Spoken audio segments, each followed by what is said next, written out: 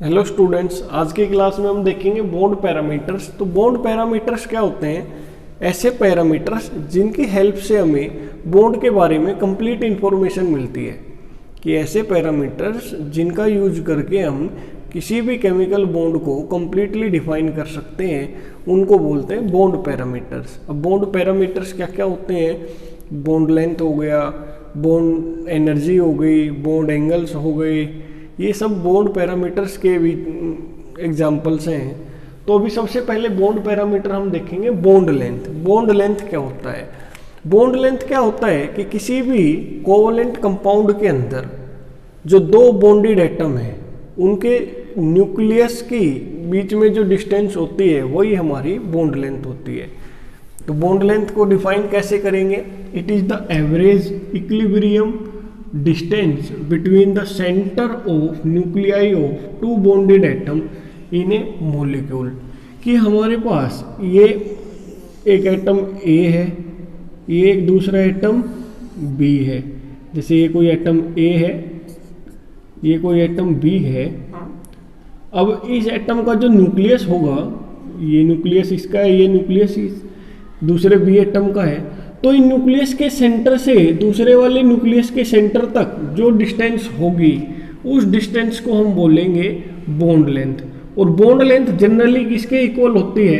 Some of the covalent radius of two bonded atoms की। जैसे इस एटम A की कोवलेंट रेडियस R1 है, इस B एटम की कोवलेंट रेडियस R2 है, तो बॉन्ड लेंथ किसके इक्वल हो जाएगी? R1 प्लस R2 की। तो ये होती है बॉन्ड लेंथ। कि दो बॉन्डेड एटम के जो न्यूक्लियस है उनके सेंटर से दूसरे एटम के सेंटर तक की जो डिस्टेंस है उसी को हम बोलेंगे बॉन्ड लेंथ। अब बॉन्ड लेंथ को जनरली हम किस यूनिट के अंदर बताते हैं? तो बॉन्ड लेंथ को जनरली हम दो यूनिट में बताते हैं। एक ओंगस्ट्रॉम यूनिट होती है और एक पिकोमीटर। ओंगस्ट्रॉम A नोट ये होता है, इसको ओंगस्ट्रॉम बोलते हैं। 1 ओंगस्ट्रॉम मीन्स 10⁻⁻10 मीटर। और पिकोमीटर यूनिट में भी बॉन्ड लेंथ को बताया जाता है।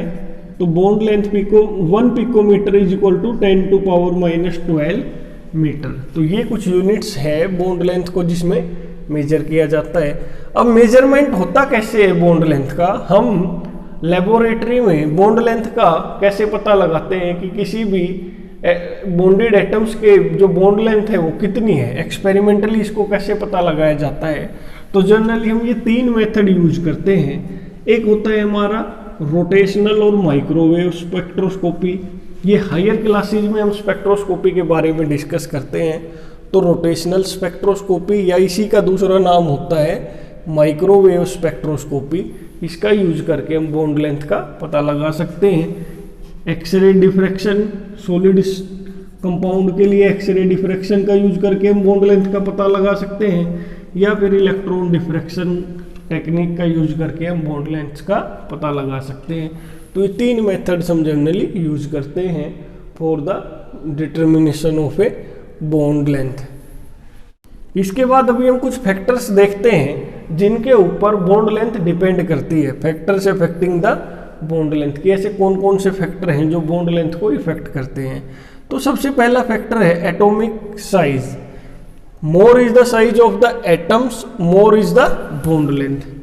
कि अगर दो एटम के बीच में ही बॉन्ड है तो इन एटम का जितना बड़ा साइज होगा उतनी ही ज़्यादा बॉन्ड लेंथ होगी। अब हमने बताया कि बॉन्ड लेंथ को कैलकुलेट कैसे कर सकते हैं? R1 प्लस R2, जो दो एटम है इनके जो कोवलेंट रेडियस है उनको ऐड कर देते हैं तो बॉन्ड लेंथ आ जाती है। अब ये जितना बड़ा इस एटम का साइज होगा इसकी रेडियस उतनी ही ज़्यादा बड़ी होगी, तो इसीलिए जो बॉन्ड लेंथ आएगी वो भी ज़्यादा इंक्रीज हो जाएगी अगर एटम्स का साइज इंक्रीज हो जाता है। तो जनरली हमने देखा है जब किसी भी ग्रुप में टॉप टू बॉटम हम जाते हैं तो एटम्स का साइज इंक्रीज होता है, और एटम्स का साइज इंक्रीज होने से उन एटम्स के बीच में जो बॉन्ड होता है उसकी बॉन्ड लेंथ भी इंक्रीज हो जाती है। जैसे फ्लोरीन, क्लोरीन, ब्रोमीन, आयोडीन, इन मॉलिक्यूल्स की बॉन्ड लेंथ को हम देखते हैं तो आयोडीन और आयोडीन की जो बॉन्ड लेंथ होगी वो सबसे ज़्यादा होगी इन चारों में, क्योंकि आयोडीन सबसे नीचे लाई करता है हेलोजन वाले ग्रुप में, आयोडीन का साइज सबसे बड़ा होता है इन चारों में से, तो इसीलिए ये बॉन्ड लेंथ हमारी सबसे बड़ी होती है। ब्रोमीन की छोटी, क्लोरीन का साइज छोटा, इसकी बॉन्ड लेंथ और छोटी। फ्लोरीन का साइज सबसे छोटा होता है हेलोजन ग्रुप में, इसीलिए इसकी जो बॉन्ड लेंथ है ये भी सबसे कम होती है। इसके बाद अगर हम कार्बन वाले ग्रुप में देखते हैं तो सेम ट्रेंड यहाँ भी रिपीट होता है कि डाउन द ग्रुप हम जाएंगे तो बॉन्ड लेंथ इंक्रीज हो जाएगी। तो ये बॉन्ड लेंथ हम जैसे जैसे डाउन द ग्रुप जा रहे हैं कार्बन से टिन की तरफ, तो ये बॉन्ड लेंथ इंक्रीज हो रही है।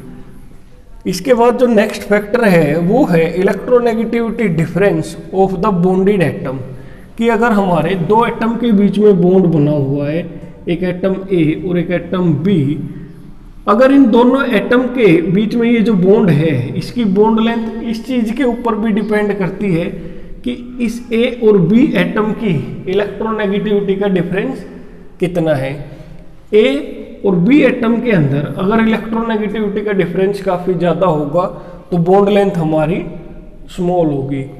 तो जो बॉन्ड लेंथ है वो इनवर्सली प्रोपोर्शनल है electronegativity difference of the bonded atoms के, कि दो बॉन्डेड एटम की इलेक्ट्रोनेगेटिविटी में जितना ज्यादा डिफरेंस होगा बॉन्ड लेंथ उतनी ही हमारी छोटी होगी।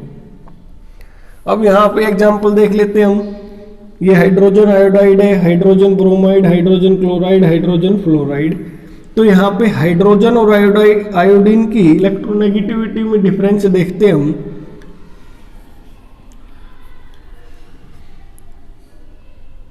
तो यहाँ हाइड्रोजन और आयोडीन की इलेक्ट्रोनेगेटिविटी का डिफरेंस देखते हैं तो ये काफ़ी कम होता है। इलेक्ट्रोनेगेटिविटी का डिफरेंस काफ़ी कम है तो बॉन्ड लेंथ यहाँ पे हमारी ज़्यादा होगी। इधर ये इलेक्ट्रोनेगेटिविटी का डिफरेंस थोड़ा सा बढ़ जाएगा क्योंकि ब्रोमीन की इलेक्ट्रोनेगेटिविटी आयोडीन से ज़्यादा होती है, तो ये इलेक्ट्रोनेगेटिविटी डिफरेंस इंक्रीज हो गया। यहाँ पे इलेक्ट्रोनेगेटिविटी डिफरेंस फर्दर इंक्रीज हो गया, इसलिए बॉन्ड लेंथ फर्दर डिक्रीज हो गई। फ्लोरीन अब हमें पता है हाईएस्ट इलेक्ट्रोनेगेटिव एटम है, तो यहाँ पे इलेक्ट्रोनेगेटिविटी डिफरेंस सबसे ज़्यादा होगा। अब इलेक्ट्रोनेगेटिविटी डिफरेंस जब ज़्यादा होगा तो बॉन्ड लेंथ क्या होगी, सबसे कम होगी। तो ये इलेक्ट्रोनेगेटिविटी डिफरेंस के बेस पे भी हम बॉन्ड लेंथ्स को कंपेयर कर सकते हैं। अब यहाँ पे ये वाला ऊपर वाला जो रीजन था एटॉमिक साइज का, वो रीजन भी यहाँ पे हम यूज कर सकते हैं कि यहाँ आयोडीन का साइज सबसे बड़ा है। हाइड्रोजन तो सब में कॉमन है, आयोडीन का साइज सबसे बड़ा है तो ये बॉन्ड लेंथ सबसे बड़ी है कि यहाँ पे एक एटम का साइज तो कांस्टेंट है लेकिन दूसरे वाले एटम का जो साइज है वो इंक्रीज होता जा रहा है। तो दूसरे वाले एटम का जितना ज़्यादा साइज इंक्रीज होगा, R1 तो यहाँ पे कांस्टेंट है, R2 को जैसे जैसे हम बढ़ाते जाएंगे तो बॉन्ड लेंथ हमारी बढ़ती हुई जाएगी। तो हमें पता है कि फ्लोरीन से नीचे क्लोरीन, ब्रोमीन और आयोडीन पे जब जाएंगे तो साइज इंक्रीज होता जाएगा। अब साइज जितना ज़्यादा इंक्रीज होगा नीचे डाउन द ग्रुप, हमारी बॉन्ड लेंथ भी उतनी ही इंक्रीज होगी। यहाँ फ्लोरीन का साइज सबसे छोटा है तो बॉन्ड लेंथ सबसे छोटी है यहाँ पे हाइड्रोजन फ्लोराइड की। तो ये कुछ फैक्टर हमने देखे हैं। इसके बाद नेक्स्ट फैक्टर है बॉन्ड ऑर्डर। बॉन्ड ऑर्डर बोले या फिर इसको मल्टीप्लिसिटी ऑफ द बॉन्ड, कि दो बॉन्डेड एटम के बीच में कितने बॉन्ड बने हुए हैं उन्हीं को हम बोलते हैं बॉन्ड ऑर्डर। तो bond length is inversely proportional to bond order, कि बॉन्ड ऑर्डर जितना ज्यादा होगा बॉन्ड लेंथ उतनी ही छोटी होगी। तो बॉन्ड, ये कार्बन कार्बन ट्रिपल बॉन्ड है, कार्बन कार्बन यहाँ डबल बॉन्ड है, यहाँ कार्बन कार्बन सिंगल बॉन्ड है। तो कार्बन कार्बन जब ट्रिपल बॉन्ड है तो यहाँ बॉन्ड ऑर्डर कितना हो जाएगा, 3। बॉन्ड ऑर्डर क्या बताता है कि दो एटम के बीच में कितने बॉन्ड बने हुए हैं। तो यहाँ 3 बॉन्ड बने हुए हैं तो यहाँ बॉन्ड ऑर्डर कितना है, 3। यहाँ बॉन्ड ऑर्डर 2, यहाँ सिंगल बॉन्ड है तो यहाँ बॉन्ड ऑर्डर 1। तो बॉन्ड ऑर्डर जितना ज्यादा होता है बॉन्ड लेंथ उतनी ही कम होती है। तो यहाँ बॉन्ड ऑर्डर 3 है तो बॉन्ड लेंथ यहाँ सबसे कम है। कार्बन कार्बन डबल बॉन्ड में बॉन्ड ऑर्डर 2 है तो बॉन्ड लेंथ थोड़ी इंक्रीज हो गई है। यहाँ बॉन्ड ऑर्डर कार्बन कार्बन के बीच में सबसे कम है, 1 है, तो यहाँ बॉन्ड लेंथ 1.54 एंगस्ट्रॉम होगी। तो कार्बन के लिए तो ये वैल्यूज आपको पता होनी चाहिए, केमिस्ट्री में ही ये वैल्यूज हमें पता होनी चाहिए कि कार्बन कार्बन ट्रिपल बॉन्ड की बॉन्ड लेंथ कितनी होती है, डबल वाले की कितनी होती है, और कार्बन कार्बन जो सिंगल बॉन्ड होता है उसकी बॉन्ड लेंथ कितनी होती है। इसके बाद सेम रीजन यहाँ पे भी अप्लाई होगा। यहाँ बॉन्ड ऑर्डर 3 है तो इसकी बॉन्ड लेंथ सबसे कम है, यहाँ बॉन्ड ऑर्डर 2 है तो इसकी बॉन्ड लेंथ थोड़ी ज़्यादा है, यहाँ बॉन्ड ऑर्डर 1 है तो इसकी बॉन्ड लेंथ सबसे ज़्यादा है। तो इसी टाइप से ये वाला जो एग्जाम्पल है कार्बन ऑक्सीजन वाला, इसको भी हम सोल्व कर सकते हैं। यहाँ बॉन्ड ऑर्डर 3 है तो इसकी सबसे कम बॉन्ड लेंथ होगी, यहाँ बॉन्ड ऑर्डर 2 है तो इसकी बॉन्ड लेंथ सबसे मतलब इन दोनों में से इसकी कम होगी। तो ये ऑर्डर हमारा बन जाता है कार्बन ऑक्सीजन बॉन्ड लेंथ के लिए। इसके बाद जो नेक्स्ट फैक्टर है वो है टाइप ऑफ हाइब्रिडाइजेशन, कि जो दो हमारे बॉन्डेड एटम हैं उनकी हाइब्रिडाइजेशन के ऊपर भी बॉन्ड लेंथ डिपेंड करती है। अब हाइब्रिडाइजेशन का मतलब यहाँ पे हमें एस कैरेक्टर देखना है कि जितना ज़्यादा हमारा एस कैरेक्टर होगा हाइब्रिडाइज एटम का, बॉन्ड लेंथ उतनी ही छोटी होगी। अगर ए और बी के बीच में यहाँ बॉन्ड बना हुआ है तो उस ए एटम और बी एटम के अंदर जितना ज़्यादा हमारा एस कैरेक्टर होगा, परसेंटेज एस कैरेक्टर जितना ज़्यादा होगा, बॉन्ड लेंथ उतनी ही हमारी छोटी होगी। तो एस कैरेक्टर का हमें कैसे पता चलता है? हाइब्रिडाइजेशन से। तो इनडायरेक्टली हमारी मतलब जो हाइब्रिडाइजेशन है बॉन्डेड एटम्स की, वो बॉन्ड लेंथ को इफेक्ट करती है। तो जैसे यहाँ पे कार्बन कार्बन सिंगल बॉन्ड है, यहाँ कार्बन कार्बन डबल है, और यहाँ कार्बन कार्बन ट्रिपल बॉन्ड है। तो यहाँ पे ये कार्बन sp3 हाइब्रिडाइज्ड है, ये दोनों कार्बन sp3 हाइब्रिडाइज्ड है, ये वाला कार्बन sp2 और ये वाला भी sp2, ये sp हाइब्रिडाइज्ड है, ये भी sp हाइब्रिडाइज्ड है। तो यहाँ पे sp3 हाइब्रिडाइज जब एटम होता है तो वहाँ पे परसेंटेज एस कैरेक्टर 25% होता है। यहाँ पे sp2 में परसेंटेज एस कैरेक्टर 33.3% होता है। अगर हाइब्रिडाइजेशन एटम की sp है तो वहाँ पे 50% s और 50% p कैरेक्टर होता है। तो s कैरेक्टर हम देख रहे हैं कि जब इधर से हम इधर जा रहे हैं तो s कैरेक्टर हमारा इंक्रीज हो रहा है, 25 से 30 हो गया है, तो बॉन्ड लेंथ भी हमारी डिक्रीज हो जाएगी। s कैरेक्टर इंक्रीज करने से बॉन्ड लेंथ डिक्रीज हो जाती है। तो इसीलिए जब हम लेफ्ट टू इधर राइट में जाएंगे, कार्बन कार्बन सिंगल बॉन्ड से कार्बन कार्बन ट्रिपल बॉन्ड पे जाएंगे, तो परसेंटेज एस कैरेक्टर हमारा इंक्रीज हो जाएगा, और परसेंटेज एस कैरेक्टर के इंक्रीज होने से बॉन्ड लेंथ डिक्रीज हो जाएगी। इसके बाद अभी हम देखते हैं कि जैसे ये क्वेश्चन हमें दिया हुआ है कि ये 5 हमारे पास ये बॉन्ड्स दे रखे हैं, इनकी बॉन्ड लेंथ हमें कंपेयर करनी है। तो इस क्वेश्चन को कैसे करेंगे? तो जब भी इस टाइप से हमें कंपैरिजन दिया जाता है क्वेश्चंस का, तो यहाँ पे हम देख रहे हैं कुछ बॉन्ड तो हमारे, कुछ बॉन्ड्स में बॉन्ड ऑर्डर 1 है और कुछ बॉन्ड्स में बॉन्ड ऑर्डर 2 है। तो इस टाइप से जब बॉन्ड ऑर्डर डिफरेंट होता है हमारा, तो सबसे पहले हमारा मेन जो फैक्टर होता है वो बॉन्ड ऑर्डर वाला होता है कि बॉन्ड ऑर्डर जितना कम होगा बॉन्ड लेंथ उतनी ही ज़्यादा होगी। तो ये हमारा 1 है और ये हमारा 2 है। तो 1 और 2 के अंदर यहाँ बॉन्ड ऑर्डर कितना है?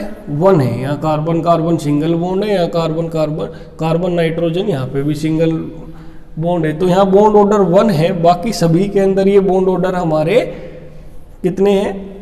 बॉन्ड ऑर्डर यहाँ 2 है। तो ऑब्वियसली जहाँ पे हमारा बॉन्ड ऑर्डर कम होगा वहाँ बॉन्ड लेंथ ज़्यादा होगी।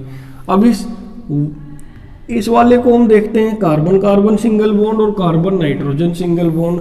अब इन दोनों को कंपेयर करेंगे तो इन दोनों में से कौन सी बॉन्ड लेंथ बड़ी होगी? तो यहाँ पे सिर्फ और सिर्फ इधर भी कार्बन है, इधर भी कार्बन है, इधर हमारा कार्बन है लेकिन इधर क्या है? नाइट्रोजन। तो एक एटम हमारा सेम है, दूसरा एटम क्या है? डिफरेंट। तो हम एटम का साइज देखेंगे। हमें पता है कार्बन का साइज ज़्यादा बड़ा होता है नाइट्रोजन के, क्योंकि कार्बन हमारा लेफ्ट में होता है, नाइट्रोजन राइट में। जब किसी भी पीरियड में लेफ्ट टू राइट जाते हैं तो साइज डिक्रीज हो जाता है। तो कार्बन का साइज बड़ा होता है, नाइट्रोजन का साइज छोटा होता है।